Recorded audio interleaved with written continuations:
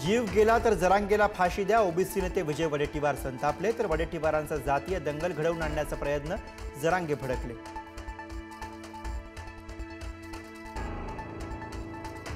भुजबळांकडून अजित पवारांना संपवण्याचा डाव, मनोज जरांगेंचा भुजबळांवर गंभीर आरोप, तर अजित पवारांना कोणीही संपवू शकत नाही, भुजबळांचं प्रत्युत्तर।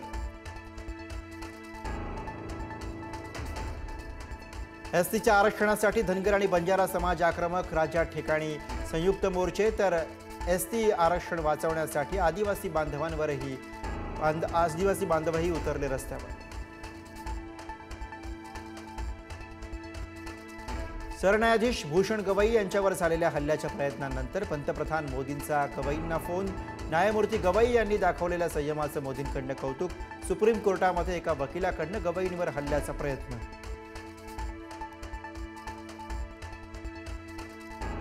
शेतकऱ्यांना हेक्टरी 50,000ची मदत आणि कर्जमाफी करा, थातुरमाथुर पॅकेजची घोषणा नको, उद्धव ठाकरे यांची पंतप्रधान मोदींकडे मागणी। तुमच्या छातीवर पाय ठेवून ठाकरे बंधू उभं राहण्याच्या मनस्थितीत आहेत, संजय राऊतांचा एकनाथ शिंदेंना इशारा, 5 महापालिकेमध्ये उद्धव आणि राज ठाकरे एकत्र लढण्याचे संकेत।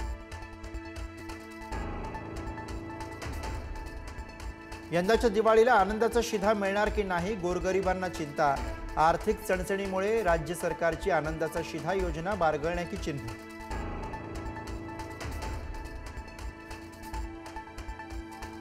पुणे पोलिसांकडून निलेश घायवळच्या घरी छापेमारी, घायवळच्या घरी बंदुकीच्या गोळ्या सापडल्याची माहिती, परवाना नसताना सुद्धा शस्त्र बाळगल्यामुळे गुन्हा दाखल, पोलीस घायवळच्या संपत्तीचीही चौकशी करणार।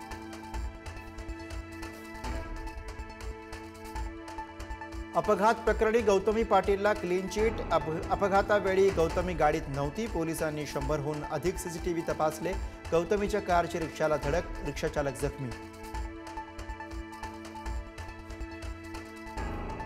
कफ सिरपग्रस्त 14 मुलांवरती नागपुरात उपचार सुरू, 3 मुलं व्हेंटिलेटरवर, दोघांची प्रकृती गंभीर, विषारी कफ सिरपमुळे आतापर्यंत 16 बालकांचा मृत्यू, कोल्ड्रिप्स कफ सिरपवरती विविध राज्यांमध्ये बंदी।